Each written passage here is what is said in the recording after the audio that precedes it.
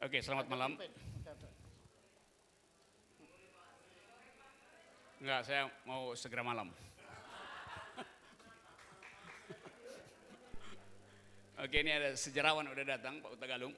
Jadi sah untuk dimulai karena ada yang akan mencatat peristiwa ini. Oke, teman-teman, saya ingin bercakap-cakap dengan diri sendiri, disaksikan oleh Jaya Suprana, dan Jaya Suprana akan bercakap-cakap dengan dirinya sendiri yang saya saksikan itu. Karena seringkali percakapan itu berhenti karena orang ingin menunggu pendengar. Padahal kita bisa bercakap-cakap dengan diri sendiri kan. Jadi tanpa pendengar pun kita bisa bercakap-cakap dengan diri sendiri. Panggung itu selalu disediakan buat mereka yang ingin mendengar. Tapi seringkali panggungnya penuh, tetapi seperti kata lagu, ada yang bicara tapi tidak ngomong. Ada yang mendengar tetapi tuli itu. People listening without hearing, people talking without speaking. Itu ada lagunya. Nah, tema hari ini adalah soal humanisme di dalam kaitan dengan kecemasan dunia tentang perkembangan teknologi itu. Jadi ada semacam kegelisahan bahwa satu waktu mungkin yang akan hadir dalam talk show itu separuhnya robot, karena robot ingin mengetahui apa nasib manusia satu dekade ke depan. Bukan manusia yang ingin tahu nasibnya, tapi robot yang ingin tahu nasibnya. Sementara manusia ingin tahu apa pekerjaan robot nanti 10 tahun ke depan, karena akan ada persaingan. Sekarang kita bisa dengar denting piano tanpa ada orang di situ tuh, dikendalikan oleh teknologi. Demikian juga satu waktu mungkin kita merasa bahwa sejarah manusia sudah sedang berakhir, belum selesai tapi sudah sedang berakhir. Karena ukuran alam semesta mungkin udah bosan dengan manusia. Dia perlu makhluk lain yang mungkin, ya sebetulnya sekarang hidup kita udah separuh robotik gitu. Karena kalau Anda setiap Anda di dalam tubuh Anda pasti melekat microcomputer yang namanya handphone itu, smartphone. Jadi kita hidup sebetulnya separuh dengan kehidupan teknologi di dalam tubuh kita, di dalam batin kita, bahkan di dalam jiwa kita. Robot adalah bagian dari hidup kita. Kita tidak punya jarak ontologi lagi dengan robot, karena kita share satu keadaan bersama. Kalau mak-mak ketinggalan handphone, dia gelisah sepanjang hari itu. Karena nggak ada lagi yang buat dia ngintip sambil membuli pemerintah itu. Jadi secara psikis handphone itu bagian dari eksistensi manusia hari ini. Ketinggalan handphone artinya mengalami psikosomatik, kecemasan yang sebetulnya nggak ada urusannya dengan handphone, tapi sudah terjadi relasi antara yang bio dan yang tekno. Demikian juga si handphone. Seharian kalau dia ditinggal, handphonenya bingung. Mengapa nggak ada orang yang tekan-tekan tombolnya itu, nulis sesuatu misalnya, nulis coronavirus misalnya, karena dia mau tahu perkembangan, nulis Erick Thohir karena mau tahu ada di mana dia, nulis Masiku. Jadi si handphone di dalam dirinya ada memori, sehingga si handphone merasa kenapa jam 10 pagi tidak ada yang mengaktifkan memorinya, sehingga kalau dia tulis biasanya langsung Masiku Harun. Kan itu algoritmanya kan begitu kan. Kalau dia tulis Jo, maka langsung Jainuddin. Jadi itu relasi semiotik sekaligus dialektik antara yang bio dan yang tekno. Nah, kita membayangkan, sekarang kita masih bisa melucu, tapi mungkin 10 tahun ke depan betul-betul hal itu sudah berlangsung absolut dalam kehidupan kita. Saya mungkin nggak perlu lagi bertemu dengan Pak Jaya baik lewat Skype atau lewat video call. Karena di depan saya bisa ada hologram beliau. Karena dia bisa kirim itu dalam bentuk hologram dan kita bisa bercakap-cakap secara hologramis gitu. Sehingga saya bisa nikmati alunan musik Pak Jaya. Saya tahu kemampuan dia untuk memindahkan lentik satu ke lentik lain di atas Ebony and Ivory. Jadi kita ada di dalam kecemasan itu sebetulnya. Jadi kita ingin mengetahui kira-kira kita di negeri ini ada di dalam tema yang sama atau tidak dengan pembicaraan global. Kenapa begitu? Karena setiap hari kita bicara tentang 4.0. Pak Jokowi setiap kali bicara harus ada kalimat yang diarahkan untuk mengucapkan kata 4.0. Saya nggak tahu apa akibatnya kalau 4.0 diucapkan oleh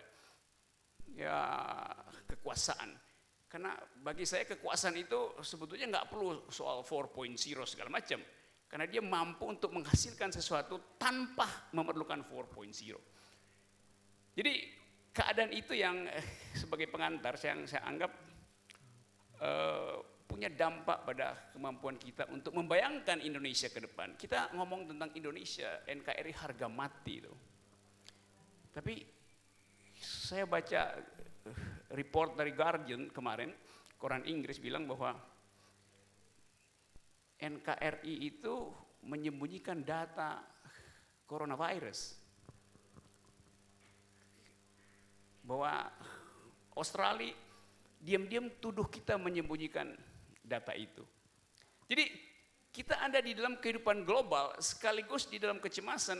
Apakah kekuasaan itu mengaktifkan 4.0 information atau memang kekuasaannya yang nggak mampu mengucapkan 4.0 karena dia sendiri 0.4 gitu.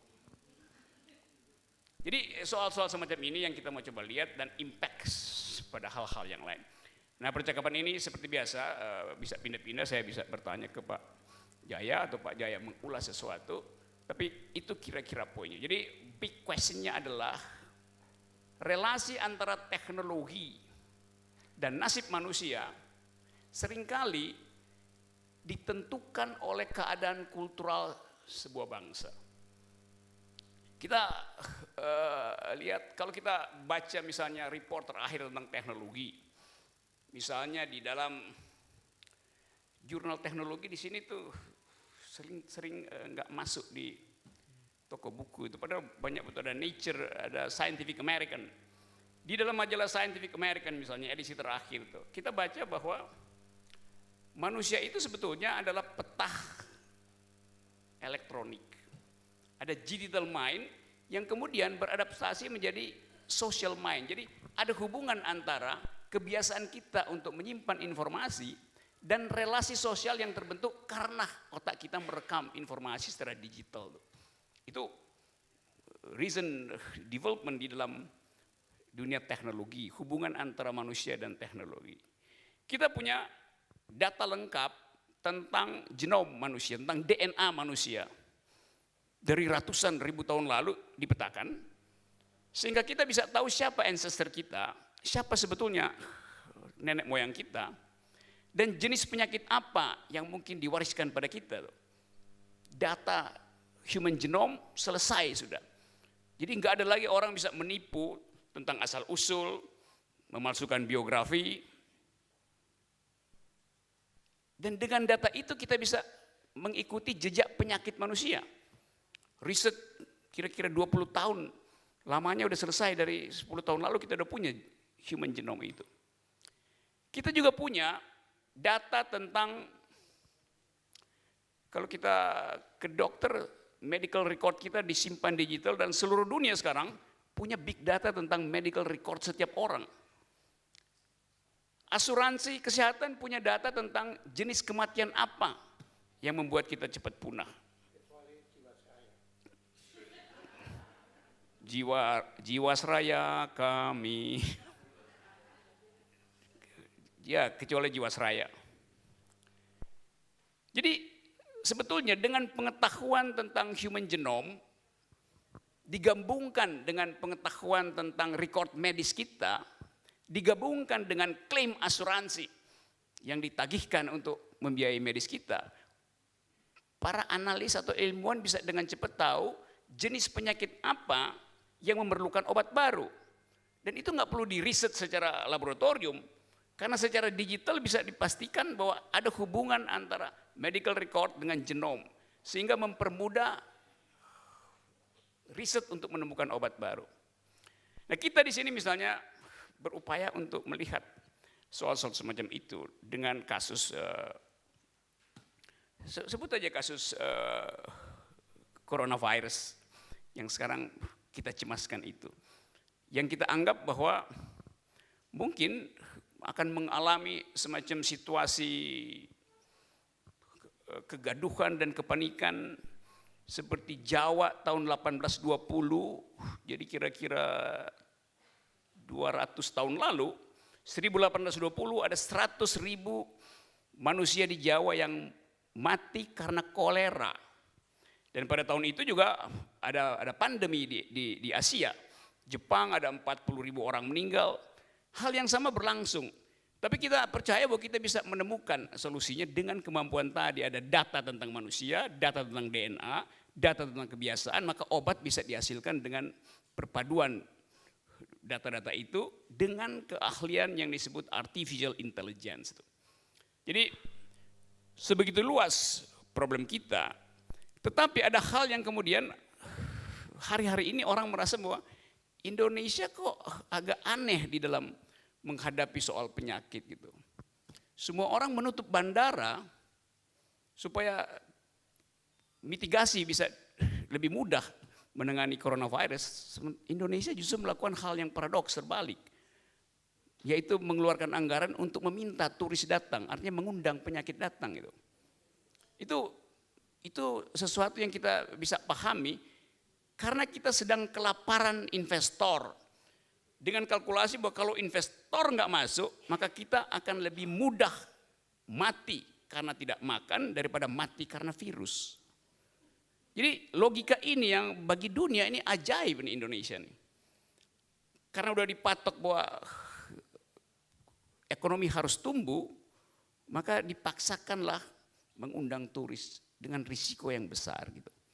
Tapi itu efek dari soal tadi, ketidakmampuan untuk memetakan problem. Tapi oke, itu sekedar pengantar saya, nanti Pak Jaya akan kasih komentar, lalu kita diskusi sama-sama tentang hubungan antara humanisme hari ini yang cemas dengan perkembangan robotics dan teknologi yang sering tidak dikendalikan oleh imperatif moral, dan itu menyebabkan kita menganggap bahwa sebetulnya masa depan manusia sudah selesai, maka akan ada jenis makhluk lain, bukan saja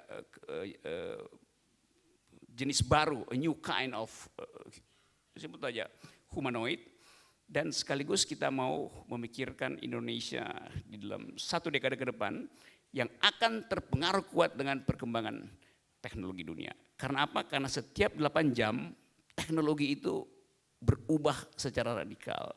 Jadi kalau kita punya gadget hari ini sebetulnya 8 jam kemudian itu udah usang.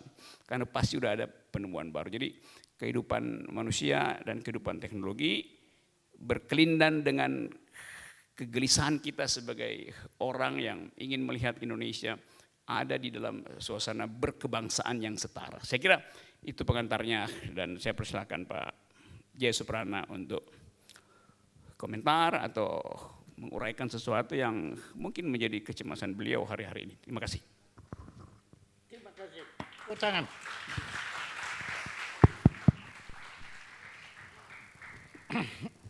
Sebenarnya apa yang diutarakan Pak Rocky Gerung itu juga merupakan kecemasan saya. Jadi saya waktu datang ke sini juga membawa kecemasan yang sama dengan Anda. Tapi kenapa saya nekat datang ke sini? Justru karena saya tahu di sini saya akan berjumpa dengan Rocky Gerung. Ya, dan yang saya heran juga yang tepuk tangan itu nangkapnya bagaimana pun belum tahu ya anunya. Kok mereka padahal saya belum selesai. Jadi Anda bukan yang cemas, tetapi saya sudah berulang kali berjumpa dengan Anda dan selalu saya membawa kecemasan karena Anda pintar sekali kan menciptakan kecemasan itu. Ya, itu. Nah, tapi setiap kali saya berjumpa dengan Anda, kemudian kecemasan itu hilang semua. Karena Anda memang menciptakan kecemasan itu. Jadi kalau di agama Hindu Anda itu dewa cemas lah sebetulnya ya. Tetapi hebatnya Anda itu sekaligus adalah sebetulnya dewa penawar cemas itu. Karena tadi Anda kan mengharapkan atau mencemaskan, saya kurang kuat jelas, akan ada satu jenis homo yang baru, bukan homoseksual tapi humanoid ya, humanoid yang baru yang diharapkan bisa memecahkan masalah ini. Karena kalau saya lihat memang peradaban ini selalu tumbuh, tapi manusia selalu mampu menyesuaikan dirinya. Nah, buktinya kita masih bertahan hidup sampai sekarang, termasuk bangsa Indonesia.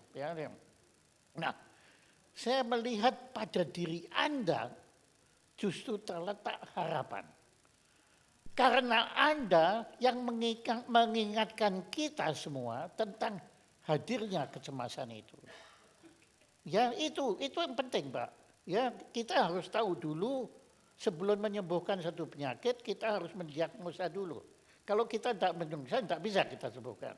Nah, Anda di situ tadi sebetulnya sudah bicara semua. Nah, tinggal kita mengatasinya itu bagaimana kita serahkan kita pada diri kita masing-masing. Nah, saya tidak akan mampu menjawab pertanyaan Anda, tetapi saya sekedar akan menunjukkan sesuatu. Tadi Anda kan menyebutkan tentang teknologi dan manusia. Alat musik ini adalah teknologi. Ya, ini adalah teknologi akustiknya. Nanti elektroniknya Pak Irwan itu akan menyusul. Tapi ini masih akustiknya. Tapi ini bertahan. Nah, kebetulan saya pernah mempelajari bagaimana memainkan alat teknologi ini. Mati-matian. Ya, dan katanya waktu itu menurut pendapat orang, saya itu termasuk orang yang ahli memainkan ini. Ya, bahkan saya diluluskan dari Akademi Musik di Jerman dengan predikat magna summa cum laude. Itu di sana Mitauszeichnung. Ya, hebat ya. Ya, itu sekedar membuktikan betapa hebatnya saya. Betapa jeniusnya saya dan betapa saktinya saya ya sampai bisa memainkan alat ini yang sebetulnya bukan alat musik Indonesia, ini alat musik Eropa itu, tapi ya ini orang Indonesia kok nekat mainkan ini, tapi ya begitulah orang Indonesia kan nekat memang. Nah, oke. Akhirnya saya lulus dan saya masih ingat benar waktu itu satu di antara sekian banyak repertoar yang harus saya persiapkan adalah satu mahakarya Beethoven. Namanya Appassionata. Saya menyebut Appassionatanya aja dengan Appassionata. Karena Appassionata ini adalah monster yang paling ditakuti oleh para pianis untuk memainkannya.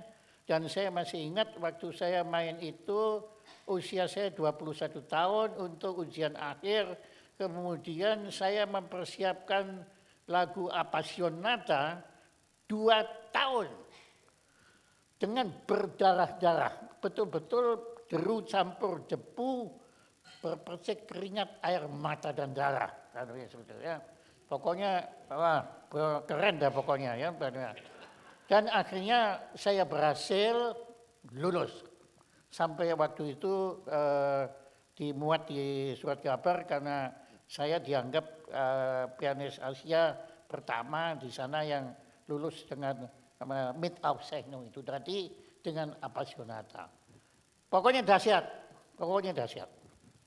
Itu terjadi pada tahun 1972. Jadi berapa tahun kemudian itu sekitar tahun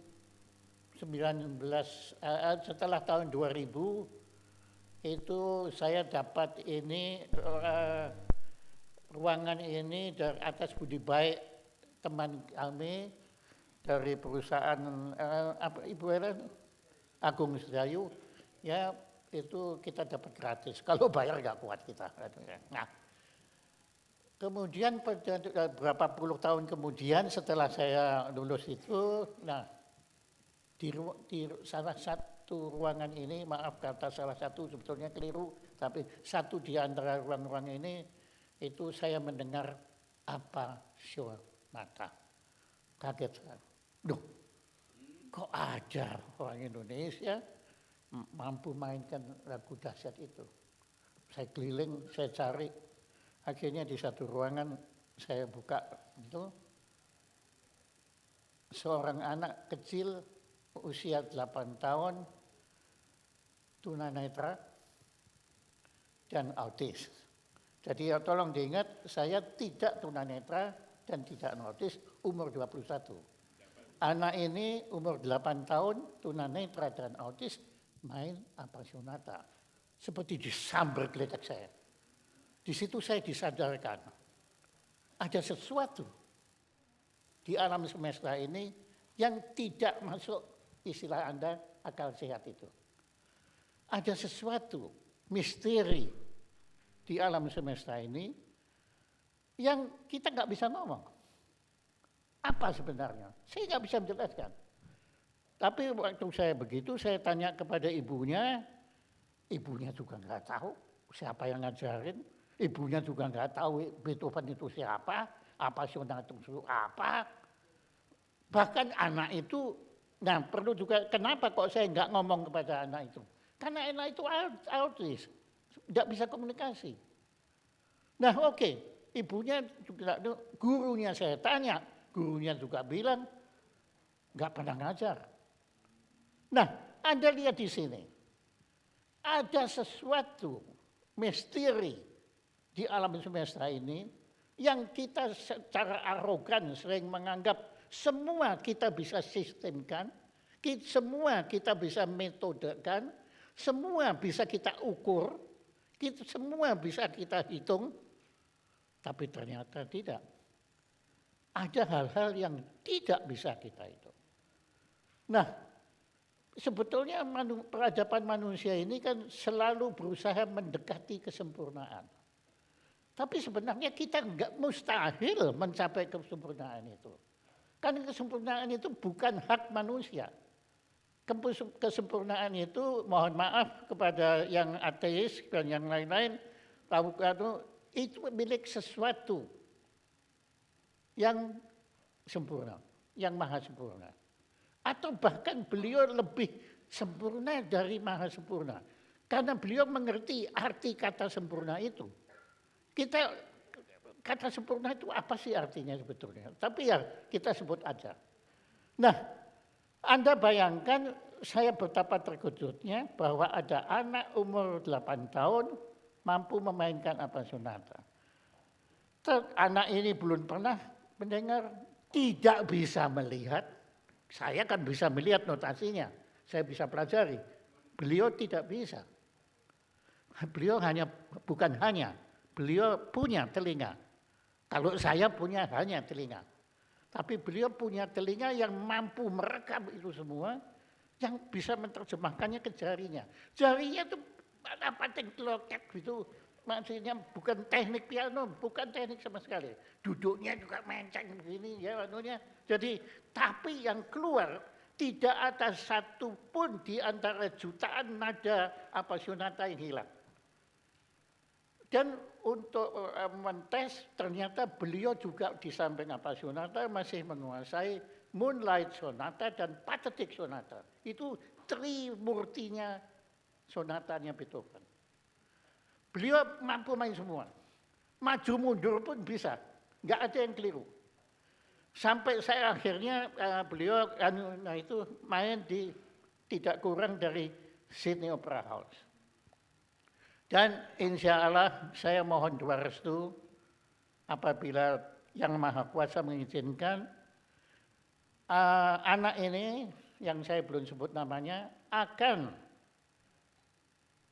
sudah diundang dan akan menciptakan rekor dunia sebagai pianis tunanetra dan autis pertama usia 17 tahun, saya 70 tahun, beliau 70 tahun, ya, akan mempergelar piano konsertonya Peter Ilyich Tchaikovsky nomor 1, itu adalah piano konserto yang paling sulit dan paling dahsyat di Tchaikovsky Theater Moskow, diiringi oleh Tchaikovsky Konservatorium Simfoni Orkestra.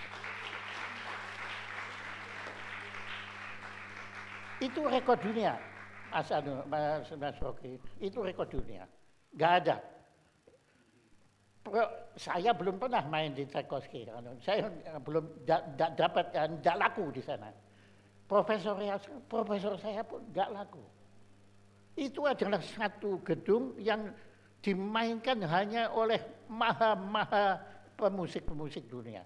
Seperti Tchaikovsky sendiri, seperti Rachmaninov, seperti Skriabin, Khachaturian, semua nama-nama besar, ya termasuk violinis David Oistrakh dan anaknya, ya semua itu tampil di sana. Tapi saya sebenarnya nggak laku. Tapi anak ini namanya Michael Anthony, insya Allah tanggal 30 Mei, dia sudah senang sekali, ya. Anda perhatikan, ya, Anda perhatikan. Anunya Michael ini nanti Anda perhatikan. Kalau dia sudah main, akan dia mainkan satu lagu di sini. Kalau dia sudah main, wajahnya berubah. Don't talk about robot, don't talk about humanoid, anything. Ya, beliau adalah makhluk baru. Bahkan makhluk baru pada dirinya sendiri.